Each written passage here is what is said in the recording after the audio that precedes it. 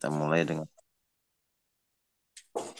surat 19 ayat 61.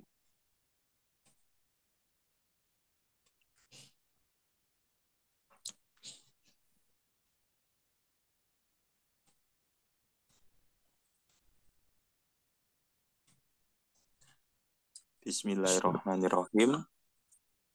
Surat 19 ayat 61. Yaitu surga Aden yang telah dijanjikan oleh Tuhan yang Maha Pengasih kepada hamba-hambanya. Sekalipun surga itu tidak tampak. Sungguh, janji Allah itu pasti ditepati. Sekalipun surga itu belum ada atau tidak tampak, atau kita tidak tahu, tapi sungguh janji Allah itu pasti ditepati. Jadi maksudnya apa coba Mas Lutfi? Paham nggak? Jadi kalau sesuatu itu masih tidak tampak atau gaib, tapi Uh-uh. kalau Allah sudah berjanji Uh-uh. untuk menepati, maka harus kita imani, Ustaz. Berarti ini bisa kita pegang nggak di dalam menjalani kehidupan? Kan kita tidak mengerti ya apa yang terjadi ke depan, kan tidak tahu kan Mas? Iya, Benar, bisa kita kita pegang, Ustaz. sakit atau sehat atau misalnya kita bangkrut atau sukses itu kan kita tidak tahu apa yang terjadi ke depannya kan. Iya, Ustaz. Tapi kalau Allah memang di dalam Al-Quran itu berjanji, misalnya bertakwa diberikan jalan keluar, iman sabar sholat ditolong Allah. Harusnya kita sebagai manusia atau hamba Allah yang meyakini itu. Berarti kan harapan itu tetap ada kan Mas?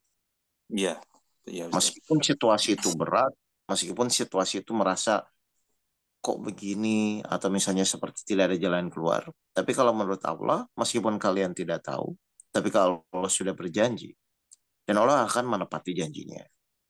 Sebenarnya kan ini adalah harapan untuk orang-orang yang beriman. Ketika menjalani kehidupannya dalam keadaan berat ataupun ringan. Kan begitu ya. Iya, Ustaz. Jadi pertanyaannya, kalau orang memahami ini, sebenarnya yang dikhawatirkan itu apa?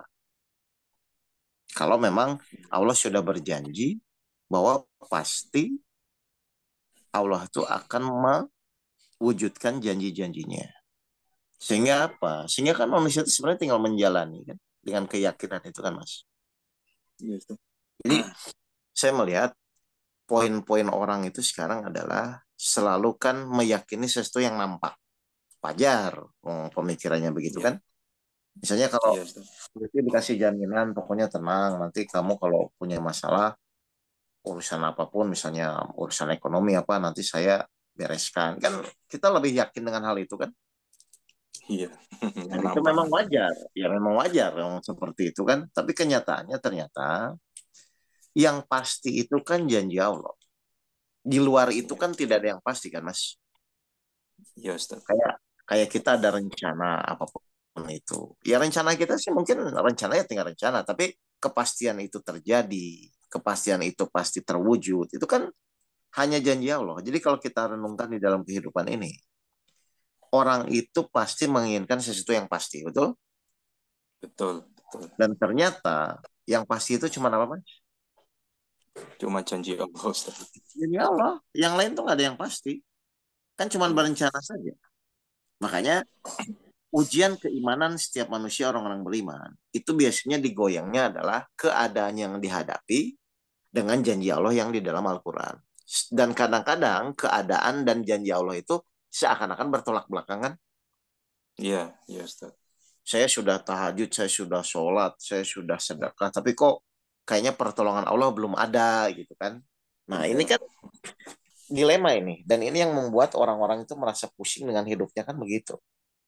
iya, Padahal kalau misalnya, ini tanda kata kuncinya ya, kalau sholat kita sudah benar, iman kita sudah benar, sabar kita sudah benar, harusnya pasti terjadi nggak janji Allah itu, Mas? pasti terjadi, Nah, Ustaz. terus pertanyaan saya, terus kenapa kok belum terjadi? Berarti apa yang terjadi, Mas? Iman sabar sholatnya yang belum benar, Ustaz. Berarti kita harus mengevaluasi, betul nggak? Betul, betul. Jangan-jangan niatnya salah. Jangan-jangan dalam menjalankannya juga kurang pas. Jadi intinya kalau itu belum terwujud, bukan jadi ragu kepada janji Allah. Intinya kalau orang itu belum terwujud, orang itu harus mengevaluasi dirinya. Kan begitu harusnya. Iya. Surat 8 ayat 53, Mas. Silakan.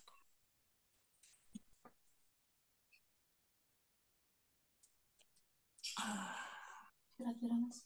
8 ayat 8:53. 53. Jadi kenapa misalnya belum terwujud tuh, kalau janji Allah kan pasti ya, itu hukum mutlak Iya, ya. Nah, ketika itu belum terwujud, maksud Allah tuh kita mengevaluasi diri kita. Makanya kan di sini disuruh merubah dirinya, coba. ya. Yang demikian itu karena sesungguhnya Allah tidak akan mengubah suatu nikmat yang telah diberikannya kepada suatu kaum hingga kaum itu mengubah apa yang ada pada diri mereka sendiri. Nah, jadi memang ketika janji Allah belum terwujud, kita suruh mengevaluasi diri kita kan, Mas? Iya, Ustaz. Bukan menyalahkan kenapa Allah belum menolong. Bukan menyalahkan kenapa Allah belum menepati janjinya. Bukan begitu sebenarnya. Kalau itu sudah mutlak, Allah pasti akan membuktikan itu. Cuman Iya, permasalahannya ketika kita belum memenuhi syarat karena Allah Maha Adil, kan nggak mungkin langsung dipercepat, Mas.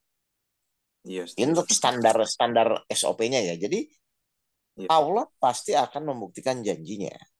Kalau belum terbukti, itu pasti diri kita lah yang harus memperbaiki sampai kita memenuhi syarat agar Allah mau memenuhi janjinya. intinya. Jadi fokus kita di dalam menghadapi ujian, betul Allah nyuruh sabar tuh itu. Sabar itu kan salah satu syarat Allah akan memenuhi janjinya. Nah, dan kebanyakan Iya, manusia fokusnya kan bukan sabar, fokusnya adalah bagaimana mewujudkan apa yang diinginkan, bukan bagaimana membuktikan janji Allah itu, kan begitu sebenarnya. iya, Jadi kalau kita sudah benar-benar yakin kepada apapun yang Allah janjikan pasti akan terjadi, ya terus yang kita khawatirkan, yang kita bingungkan tuh apa sebenarnya? Justru harusnya yang kita khawatirkan itu kalau kita tidak memenuhi syarat untuk memenuhi janji Allah, kan begitu. iya, Misal Ustaz. Allah berjanji, misalnya Allah berjanji ya, janji Allah tuh misalnya bahwa Allah akan menolong semua hambanya atau Allah akan mengabulkan doanya. Nah, ketika doa kita belum dikabulkan tuh maksudnya tuh evaluasi merubah diri kita. Ini kok saya doa belum dikabulkan ya? Ada apa? Mungkin rasa dalam berdoanya nggak ada. Atau belum pas doa itu nggak pakai rasa. Atau yang kedua Iya, mungkin niat pas doa itu misalnya kurang ikhlas, hanya ingin dikabulkan tapi tidak fokus menjadi lebih ikhlas. Kan ini banyak faktornya. Tapi Allah pun sudah menjelaskan dalam ayat-ayat Al-Qur'annya. Jadi kita buat rumus ya. Pokoknya iya, kalau janji Allah belum terwujud, posisinya bolanya itu masih di kita. Kita mau merubah iya, diri kita atau merasa benar bahwa kita sudah melakukan sesuai dengan apa yang Allah inginkan. Dan kebanyakan orang lebih gampangnya adalah merasa benar dengan apa yang Allah inginkan gitu loh Mas. iya. Merasa sudah sabar gitu, Ustaz ya. Biasanya sih begitu ya yang selama ini terjadi. Makanya kan tinggal sekarang mengevaluasinya kan mudah Mas. Pokoknya janji Iya, Allah pasti terjadi. Kalau belum terjadi, berarti kata kuncinya evaluasi diri kita. Pasti ada yang keliru atau ada yang salah. Makanya kita perlu iya, diskusi kan, perlu ngaji iya, seperti ini kan sebenarnya meluruskan apakah benar Bapak Ibu itu sudah memenuhi syarat untuk ditolong Allah kan gitu aja. Karena kalau sudah memenuhi syarat sih nggak usah ada cerita kenapa belum selesai, kenapa belum ditolong kan begitu sebenarnya. iya, Ustaz. Oke, paham ya?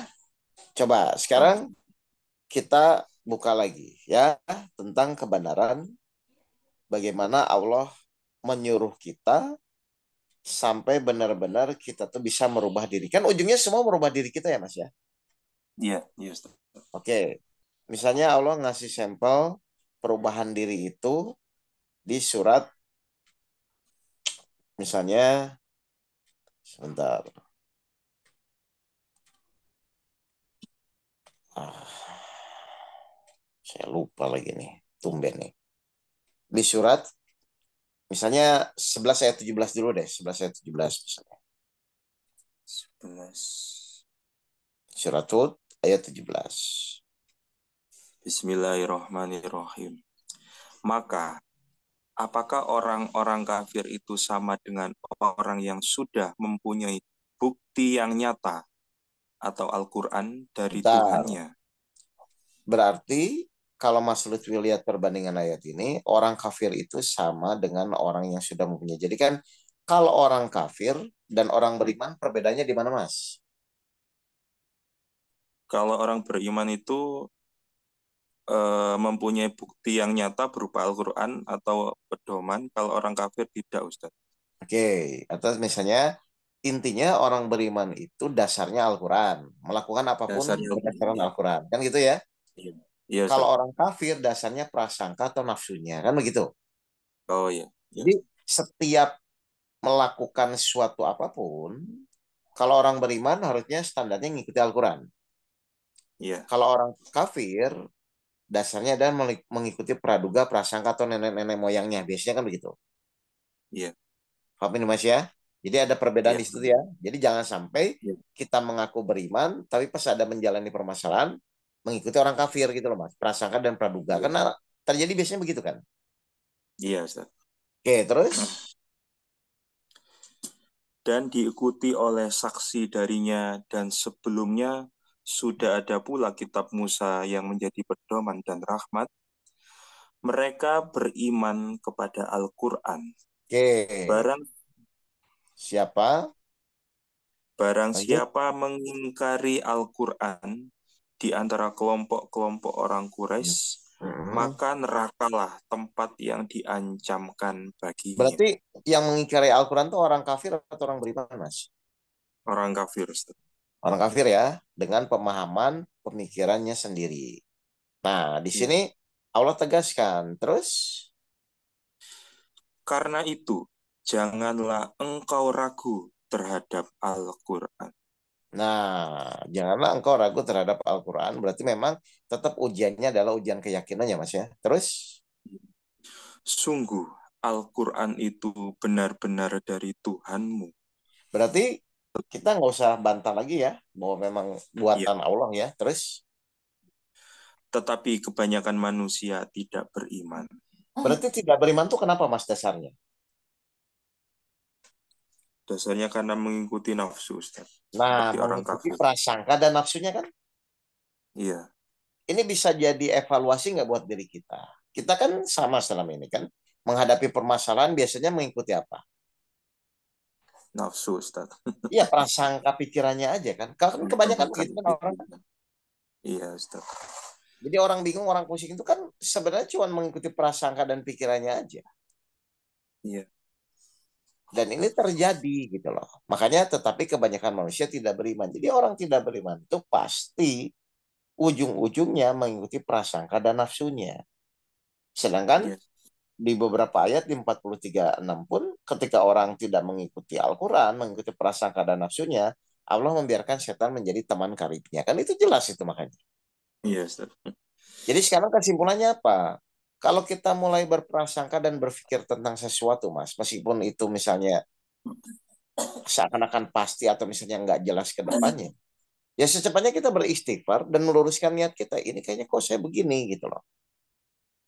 Kok saya Iya. bingung? Berarti pasti kita sudah terjebak dengan pemikiran dan hawa nafsu kita. Gitu.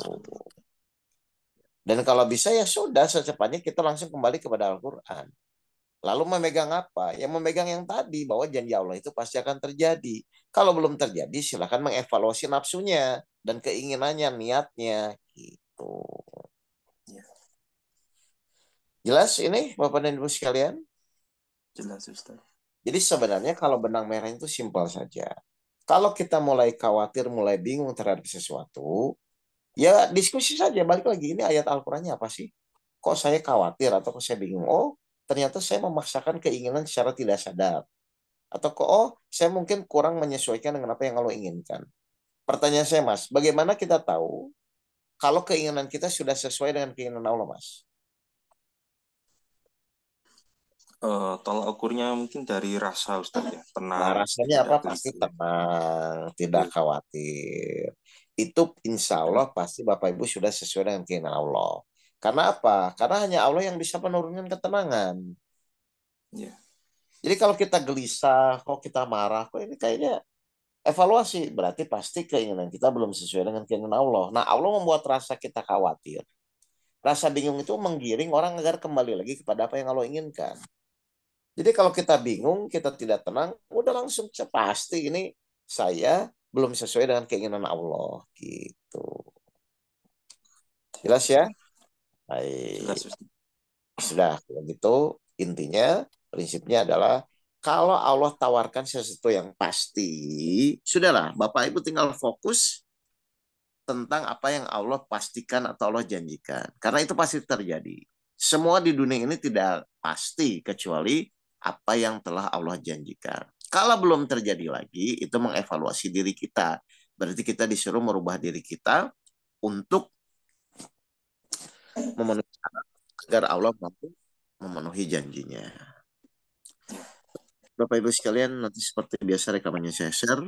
Terima kasih. Mari kita tutup alhamdulillah bersama-sama. Alhamdulillahirrahmanirrahim. Assalamualaikum warahmatullahi wabarakatuh. Waalaikumsalam.